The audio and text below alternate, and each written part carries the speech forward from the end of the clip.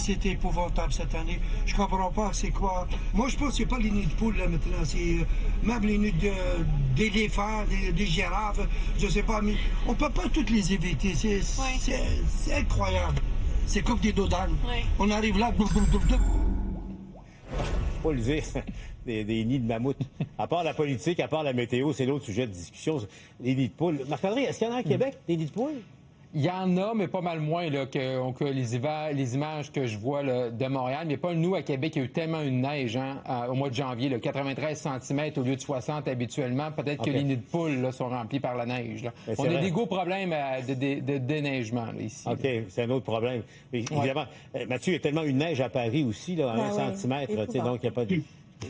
Non, mais moi, je note une chose, chaque fois que je reviens à Montréal, une chose qui me frappe vraiment à l'hiver, peu au printemps, il me semble que ça traite de la base. Là. C'est-à-dire une société, là, avant de construire des grands systèmes sociaux, économiques, des routes qui fonctionnent. Les routes de l'Empire romain ont tenu quand même longtemps. Et là, nous, avec notre... on nous dit qu'il y a l'hiver. Oui, madame, il y a l'hiver ailleurs en Amérique du Nord aussi. C'est comme si on avait un talent spécifique pour échouer nos routes. Ça me frappe chaque fois, puis ça me désespère chaque fois. Yasmine, ça, c'est Sherbrooke, Coin-de-Lormier. Ça fait un bon 2 semaines. Que c'est impossible. Impossible.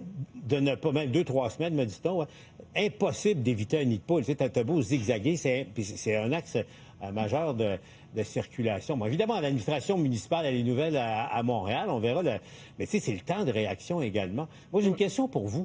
Emmanuel, à travers, nous racontait ce matin que la ville d'Ottawa s'est engagée, là, après une dénonciation ou un signalement de nid de poule, si c'est pas réparé en dedans de 72 heures, la Ville va accepter de dédommager. C'est parce que les villes ne payent plus maintenant. Alors, Yasmine, tu ne trouves pas que c'est une bonne idée, un défi pour l'administration? Non, mais ils auraient trop peur à Montréal. Là, ça veut dire qu'ils vont monter les taxes pour essayer de payer tout le monde tellement que ça ferait des trous. Mais je voyais qu'il y a sur les réseaux sociaux une blague, mais qui, en fait, je sais pas s'il faut en rire ou en pleurer, mais conduire avec des facultés affaiblies à Montréal, c'est celui qui conduit tout droit en essayant de ne pas éviter les trous. Là. Puis celui qui est sobre, c'est celui qui zigzague dans les rues. C'est franchement épouvantable de conduire à Montréal. Là. Ça donne des hauts le cœur. Ta voiture est scrap. Tes suspensions sont finies. Il faut prendre un abonnement annuel chez le garagiste pour être automobiliste à Montréal. Je me dis, ça doit être peut-être une campagne pour tous nous forcer de prendre le transport en commun parce que je ne peux pas imaginer qu'on puisse considérer ça comme une chaussée, une voirie normale pour un pays qui est supposé être riche. Oui, c'est le temps de réaction. Là. Ça prend des semaines et des semaines sur des axes de circulation majeurs. C'est ça qui est étonnant.